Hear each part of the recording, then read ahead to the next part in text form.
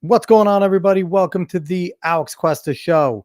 How's everybody doing out there on this Wednesday, April 17th of 2024 for episode 120?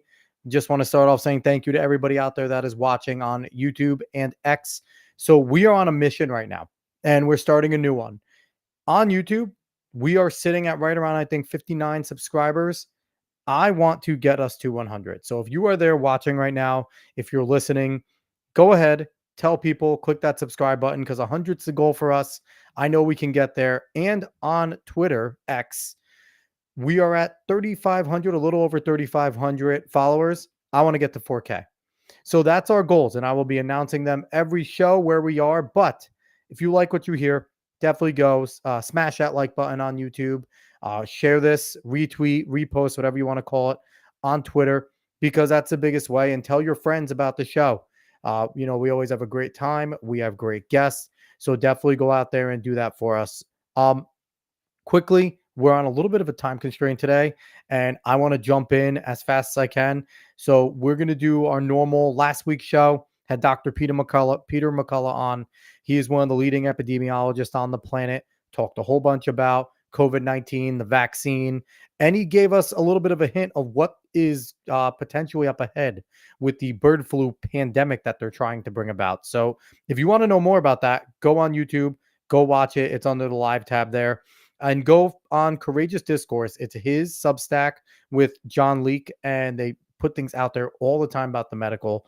So that is something that absolutely everyone should go check out. But I'm going to end my intro quickly because I want to bring in our guest because we only have her for a limited time, and you'll find out why. So I'm bringing her in right now. She is Nicole Solas. She is a stay-at-home mom in Rhode Island, sued by the teachers' unions for submitting public records requests about political, sexual indoctrination, and she is also an Education Freedom Center senior fellow at Independent Women's Forum. How's it going, Nicole? Hey, Alex, it's going good. How are you? Doing well, doing well. Now, I mean, people are listening, and I don't know if everyone understands what a public records request is. And for those that are more like federal politically savvy, it is a Freedom of Information Act, right? That is essentially what it is at your state and local level. So I want to jump in right away. So they sued you for trying to get information. Now, what caused you to want to get information about what was going on in your school? Well, I was enrolling my daughter in kindergarten, and I was asking questions about how they were teaching things like gender theory, CRT or anti-racism or DEI now, whatever you want to call it. And my school district told me that I had to submit public records requests. They told me I had to submit a public records request just to get the curriculum. So they basically said I had to send a public records request for any question. I mean, a lot of times, even much later after I was sued, I asked another question about boys and girls bathrooms, and they told me again to go submit another public records request. So I did it because they told me to. That's the short answer. And the teachers union sued me for submitting these public records requests to harass me and to bully me and to silence me. Now, they are arguing that they sued me because they wanted to protect teacher privacy, which isn't a thing when you're a public employee. No. So they were afraid that if the records that I was requesting were released, that teachers would be harassed by national conservative groups in the media. So they filed this lawsuit, which was an injunction on my public records request, and they were seeking declaratory relief in a court, asking a judge to find that the privacy interests of their teachers outweighed the interests of the public to get public information. I find, something crazy about that. Like, I went to college. I don't know if you did any college, but in college, when you get to the beginning of the class, they give you a syllabus. That is quite literally the curriculum for the course that year. That would be like, getting into a class as a college level person and going, "Hey, professor, do you have a syllabus?" And being like, "You're not allowed to know." You can't know what's going to go on in this course. What's wrong with you? Like, it is a very similar thing. And I feel like maybe that's something that I don't know if that's something you're looking to push, but maybe we should have curriculum sent home from I every single teacher in the public school, beginning of the year. This is the curriculum. And even if it's quarterly, we do parent teacher conferences, right? Why can't we Yeah. bring curriculums every single quarter? I feel like that should be something that is would solve a lot of problems, right? I'd imagine. It would, but, not surprisingly, the teachers union actually fights that too. There was a bill in Rhode Island that was introduced called it was an academic transparency bill. And of course, you have the teachers union come on and they say, "Oh, we're just so busy, and this is another thing our teachers have to this is so unreasonable. Oh my God, we're never going to be able to do our jobs." But, here they are pouring all their time and energy into transing kids at school and developing gender identity transition protocols with gender point teams and secret gender support plans. And so, this idea that it's so hard to let everyone know what you're teaching is complete baloney. And they really just don't want to be accountable for what they're teaching. It's the easiest thing to just put everything online, including, the books you're reading, the handouts. There are wonderful model bills called Academic Transparency Act, and actually, my lawyers at the Goldwater Institute have one. You can check it out, and it's very reasonable. It's just what they're teaching, and that way you don't have to go submit public records requests. So I totally agree with you. It would solve a lot of problems, but I think it would create more problems for the teachers unions and public schools who will be exposed, for the indoctrination that they're actually doing. Now, you're saying a lot of things that I don't know. Like, I feel like this listenership would probably, take to it well, right? They would hear it, but gender ideology, CRT, DEI. Let's start with gender ideology. What is gender ideology, and what is it that they are trying to teach to kids that you find is harmful to them? Gender ideology is the belief that binary sex is not real, and that everyone has a gender identity, meaning how you feel about your sex. You can feel more masculine or feminine. And under this theory, if you identify as the opposite sex, you should be treated as the opposite sex. And then that expands into, now as we're seeing policy changes under Title IX, that completely erase the safety of women and girls in education, law, sports. So gender ideology is, in my own words, it's a conspiracy theory about sex that says that, that human beings are not binary, sexually binary, and that there's this whole spectrum and that you can identify with all of these crazy things. I mean, Yeah. if you look up all the different ways that you can identify, it's like, I mean, they're as crazy as like, and I'm making this up, but just to show you how crazy, it's like You might not be. marshmallow gender or something, but that might be a gender. It's that crazy. Yeah. And So mhm. go for it, Nicole. Oh, so that's what gender ideology is, and the way that I actually learned about it in law school, but I learned that it was now seeping into the K through 12 school district when I called my principal and asked if they were teaching all of this indoctrination, and my principals told me in writing that they embed the values of gender identity into the classroom starting in kindergarten.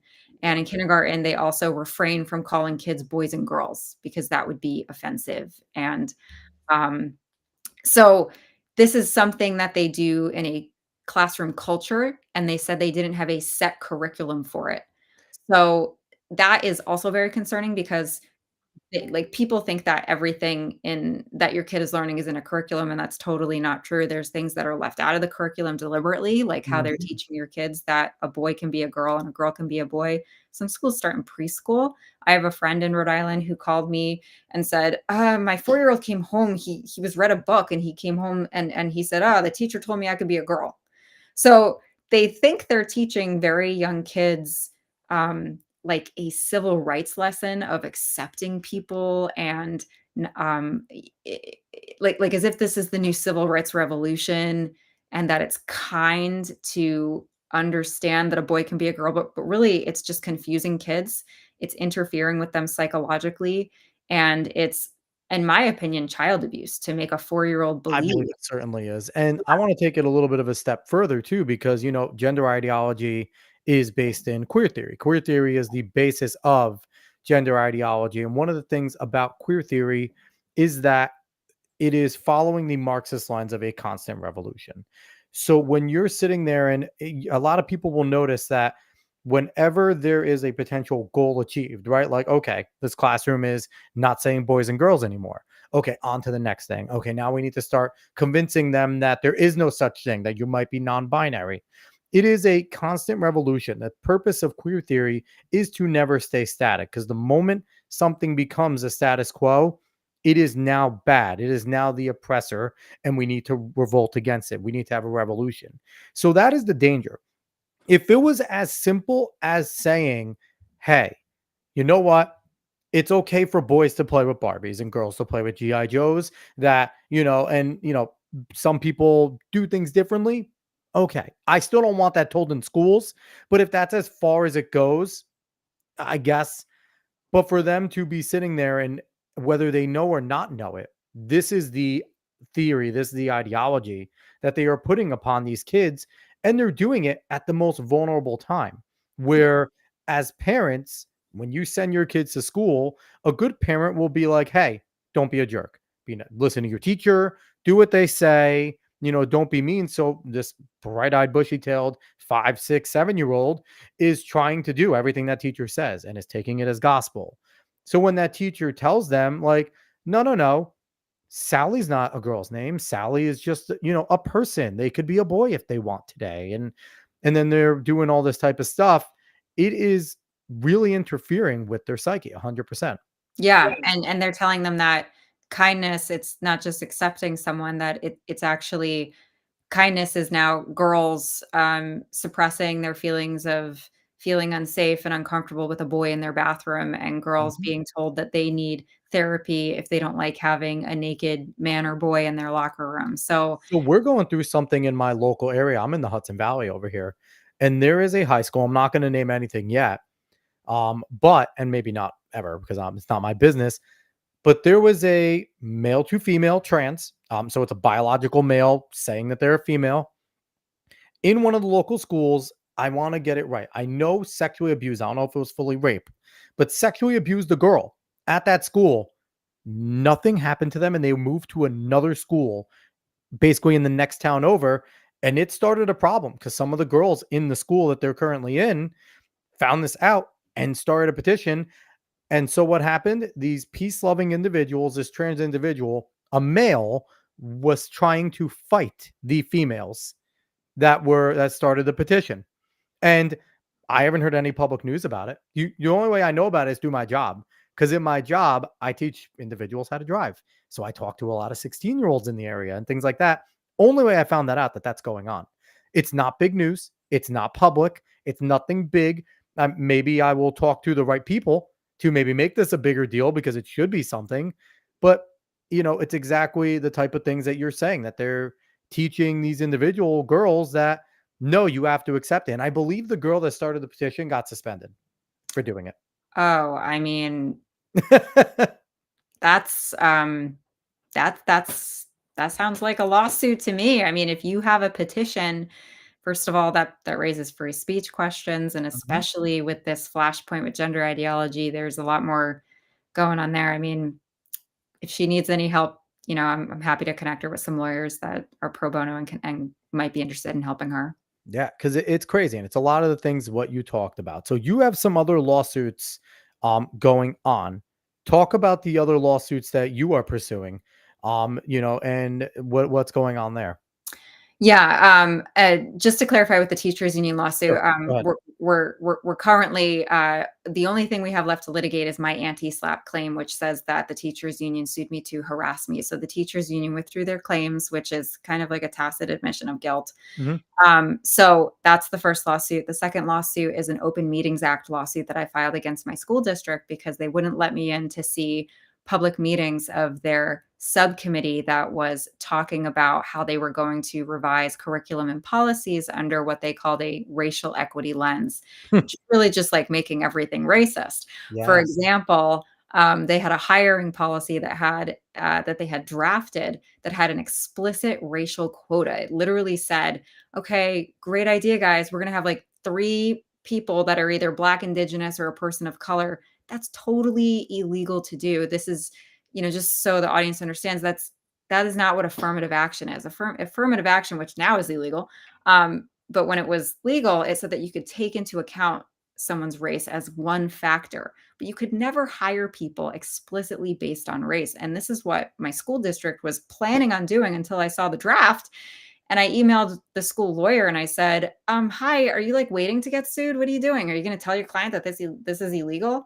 So as I understand it, I think the school lawyer was like helping with draft revisions. So she was aware of this policy. I don't think she even knew it was illegal. So Well, the thing is, though, if you're following, if so, say you have leftists on your side, what you just described isn't racist to them because their different definition of racism, since they're postmodernists and they redefine words, is not the same as what me and you think. Me and you think discrimination on basis of race and undefining characteristic, right?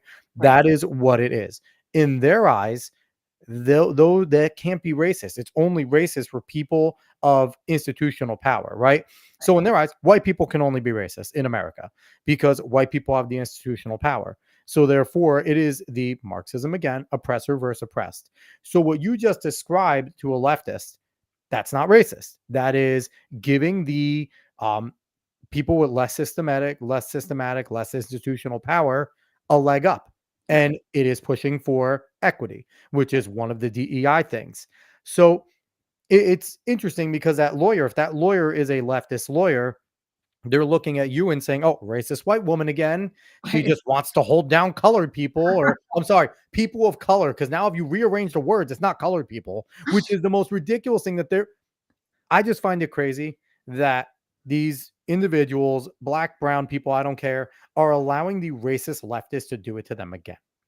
Like they're actively calling themselves people of color, which is the same exact thing as colored people back in the 40s, 50s, slavery times. Like it blows my mind. But I'm sorry on that little aside from the lawsuit. Continue. Okay, that's okay.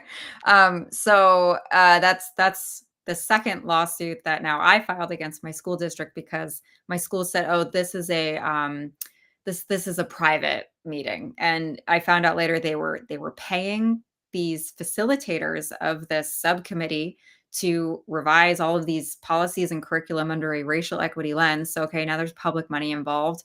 The school appointed people to the board. Um, the school invited other members of the public to come, and once we deposed the facilitator, who is an outside nonprofit like executive director that was hired, Yeah. she then admitted that they excluded people based on race. So they probably excluded me because I'm white, and Probably. they're the ones that are being racist, and yet they have this whole public school board meeting saying that I'm racist, and I'm saying the opposite. I'm saying we should not be doing this. So that's my second lawsuit. And then the third lawsuit I filed was a public records lawsuit alleging that the school withheld records that I had requested about this, what they called a BIPOC advisory subcommittee. BIPOC stands for Black, Indigenous, Person of Color. So as we were doing discovery for this OMA lawsuit, we found the records that I had requested, which were meeting minutes of this public body that, they wouldn't let me see. So when I saw that, I was like, wait, they told me they didn't have any minutes. They completely lied to me. And they have to legally keep minutes of any things like this. They have Yeah, yeah, and now the school is to. arguing that it's not a public body and that therefore they don't have to keep minutes, and this is a common trend that's happening around the country where your Yes. public school will create an advisory committee or at least say it's advisory when really they're outsourcing all of their official duties to this advisory committee, which is usually ideological or at least politically biased. And then this advisory committee will go to your school board or your school committee and say, oh, here's all of our work. We recommend you do XYZ. Now go vote on it. That's all stuff that should be, number one, done out in the open. And And our number tax two, dollars are done. paying Yeah, for it. exactly. And so it's the importance of going to your school board meetings, right? Or at least being involved and knowing somehow, like having somebody that goes to let everybody know, like, we have a wonderful individual in our area. If you're friends with him or you're in the same groups, he puts all the school minutes down in a group, everything going on. So it's like, if say you don't go, you'll still be in the know. But that's the importance of going, right? Yeah. Because it's your money going into that. So you need to know you're paying for that advisory committee. You're paying for them to be told, here's what you do. And it could be going against everything you believe in. So I just want to ask you, like, kind of on the human side for you, what type of toll has this taken on you, on your family to be in this battle? Like, you were a stay at home mom. You were just concerned with something that you probably thought was pretty innocuous, right? Like, hey, there's a public school, I pay taxes. I just want to find something out. You probably didn't think anything of what you were doing or that it was ever going to come back to you in such a backlash. Like, so what toll has this taken on you as a person, on your family, on relationships you maybe have had in the community? Yeah, it's exhausting. I am happy to do it because I feel compelled to do it. Yeah, I wouldn't go back and change anything, but I mean, it's really like the biggest thing in my life, and apart from my kids, of course, but it's also related to my kids. I used to just have totally different things on my mind. I was more carefree. So yeah, it is stressful. But I don't want to discourage people from taking a stand because it's yeah, worth it, even though it's stressful. It absolutely. has caused me to lose friendships, but I've also gained really wonderful new friends. So in that sense, my That's life us. is completely yeah, and then the other thing that happens is, like, I lost my anonymity Yes. because my this all started with my school district and the teachers union, like, putting the spotlight on me. I was a private individual. I didn't have, like, a public profile. I was not involved in politics, didn't know who my representative was, and I was forced to defend myself in the spotlight because everyone was lying about me, and I had to continuously set the record straight. I had to defend my reputation. I was afraid of how people would mistreat my kids because of Yeah. the way my school district and this teachers union viciously defamed me. So, this was like, here I am starting out my community. I'm wanted to participate. My kids are going to school, and like, when you have kids, when your kids entering kindergarten, you're like, "Oh Terrifying. my god, it's a whole new world," right? Yeah, You're like, yeah, the nap is over, the diapers were over a while ago, but it's just like, "Oh my god, this is totally." I was so excited, and they just ruined it for me. yeah.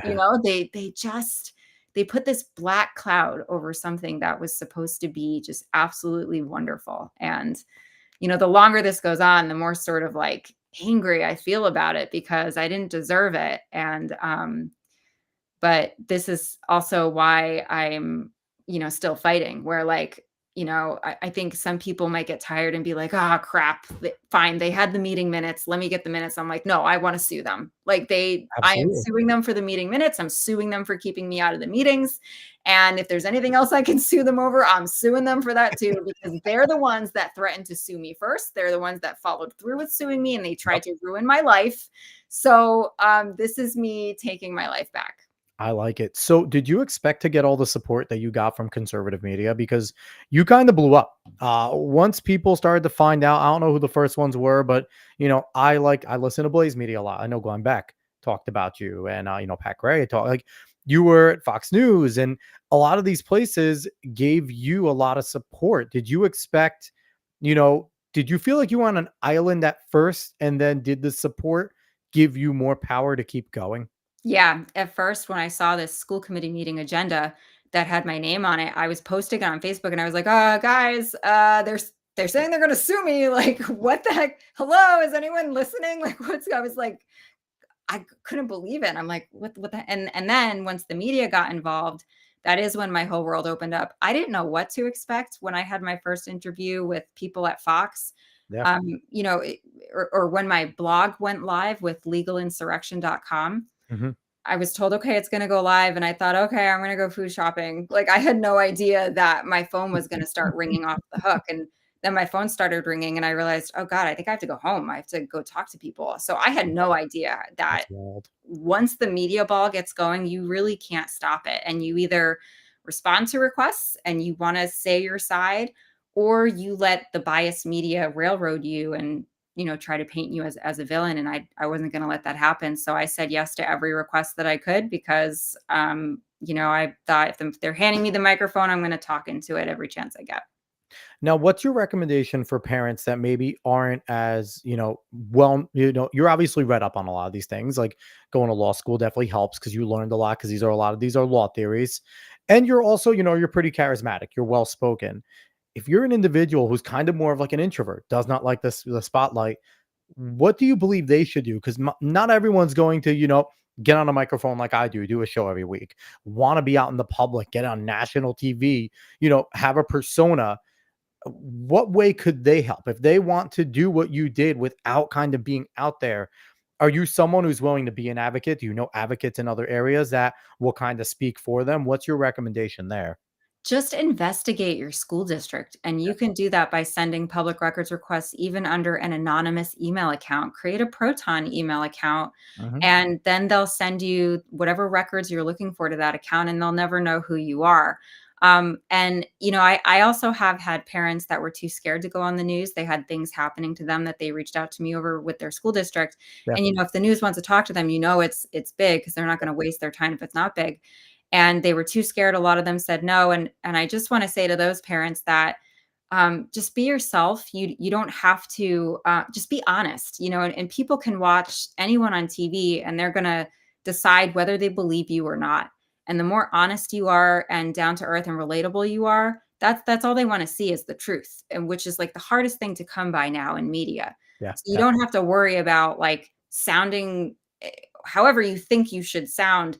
Even if you're nervous, people are going to see you're nervous and they're going to see you that you're just a regular parent like them and you're just doing the best you can. So give it a try and you'll get used to it. It's like weird. Like right now I'm looking at a green light, right? Because I know that's where my eye contact goes and I'm not looking at your face and it's kind of weird, but I know Mhm. it's gonna, you do that with practice. So it's little things like Yep. that that don't have to deter you. And then also just talk to other parents about what's going on in school.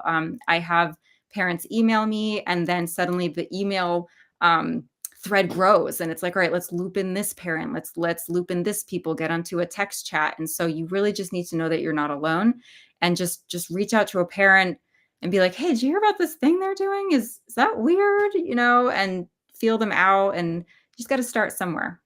You're not alone. And I would say if this is maybe a decade ago, this is a lot harder, right? Because now you're not like podcasting really isn't what it is now.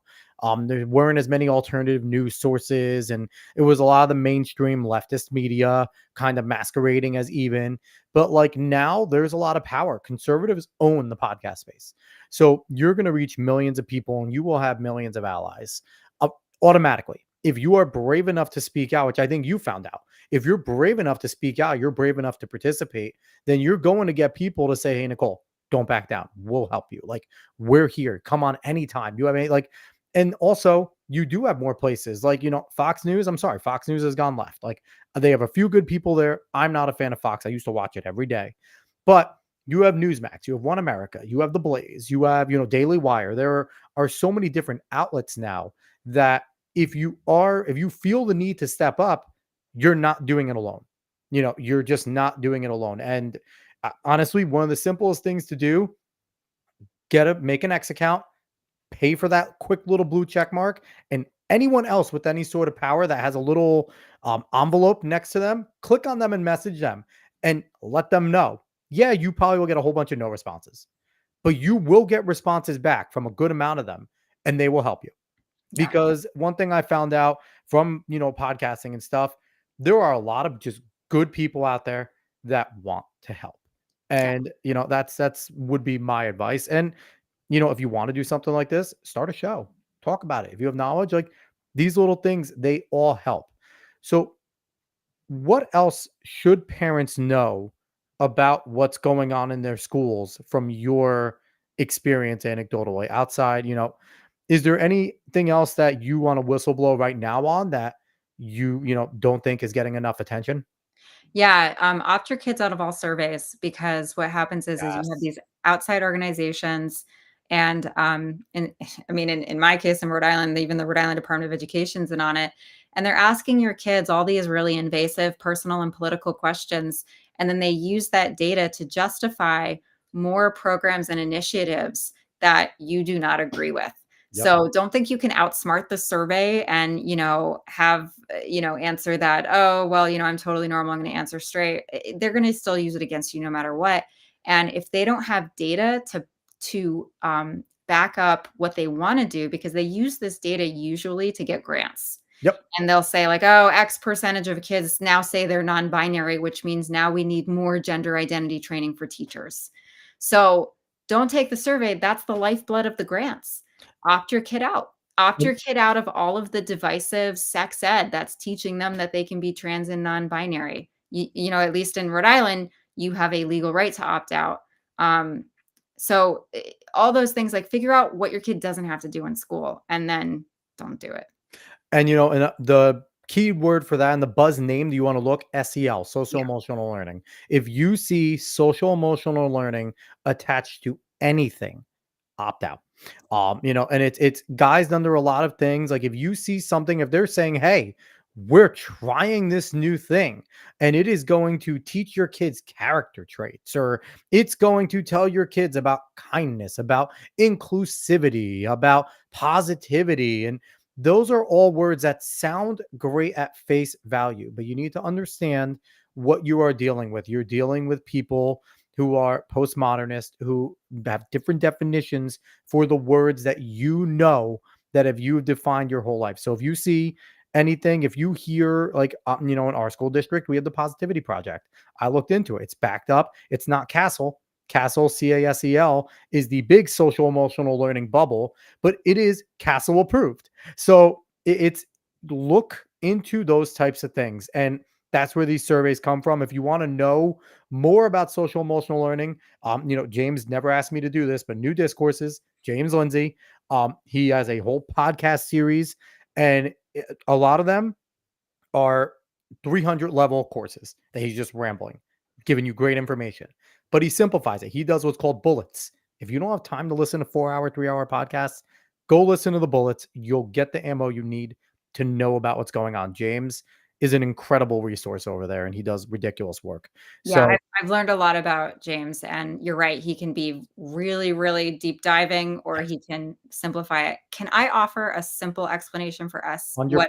what I think SEL is? Yes. I mean, SEL is it's basically unlicensed group therapy performed on kids in school by, you know, teachers and Mhm. staff that are not authorized or licensed to do this kind of psychological intervention on kids. Yep. And you're right, it's pitched as like kindness and how to include everybody. An example is, and this was in a Facebook conversation I had with a union teacher who was criticizing me for criticizing SEL, and she said that she had some kid in her class. I think it was like young. It was either kindergarten, first or second grade.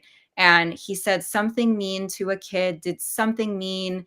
And instead of handling it the way that you would normally handle it, which is you pull the kid aside and say, you can't do that. You need to apologize, give the eraser back, or don't say this mean word, because it's normal for kids to do this. Instead, she put the kid in the center of the room and was like, everyone, let's talk about what like little Joey did. And how can we fix this? And Joey, how would you feel if you were in this position? And the teacher thought this was like a great way to make what Joey did a group lesson.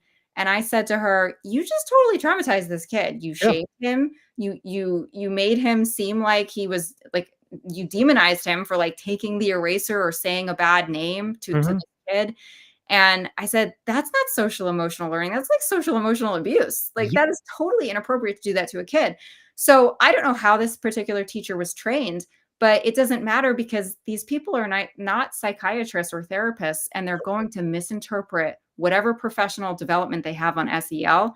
And it is going to create huge problems for kids because no child should be treated that way. And we really should just do is discipline kids and have them learn social skills on a case by case basis. The whole shift from doing that like normal stuff that we grew up with in school. Um, James probably talks about it as the transformative SEL. Yep. In Rhode Island, we actually have what's called there's the sorry group the Rhode Island Framework on School Counseling. And that's just a really fancy way to say that Rhode Island schools are doing SEL. And if you Yep. read this, you can look up this document, the Rhode Island Framework on School Counseling. Um, it specifically says that they are moving from an individual therapy model to a group or a class therapy model.